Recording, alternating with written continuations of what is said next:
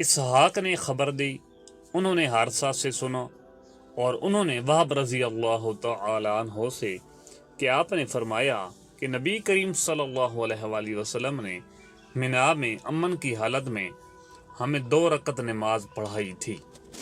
صحیح بخاری حدیث نمبر 1083۔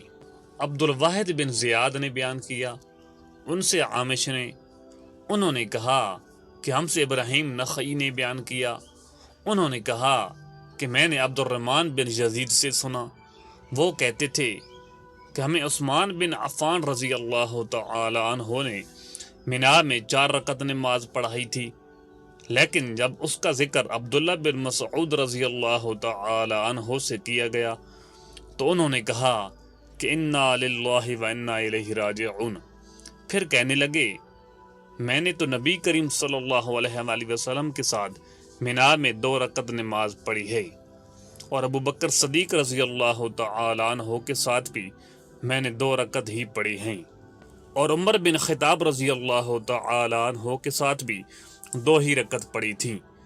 کاش میرے حصہ میں ان 4 رکعتوں کی بجائے 2 مقبول رکعتیں ہوتی۔ صحیح بخاری حدیث نمبر 1084۔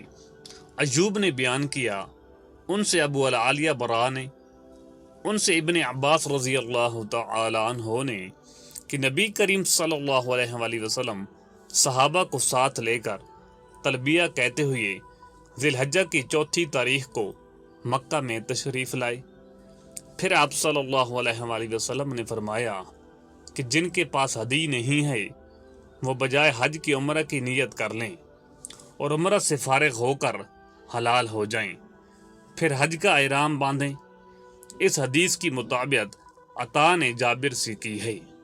صحیح بخاری حدیث نمبر 1085۔ اسحاق بن راویہ نے بیان کیا، انہوں نے ابو اسامہ سے، میں نے پوچھا کہ کیا آپ سے عبید اللہ عمری نے نافع سے یہ حدیث بیان کی تھی کہ ان سے عبداللہ بن عمر رضی اللہ تعالی عنہ نے نبی کریم صلی اللہ علیہ وآلہ وسلم کا یہ فرمان نقل کیا تھا کہ عورتیں 3 دن کا سفر ذی رحم محرم کے بغیر نہ کریں؟ ابو اسامہ نے کہا ہاں۔ صحیح بخاری حدیث نمبر 1086۔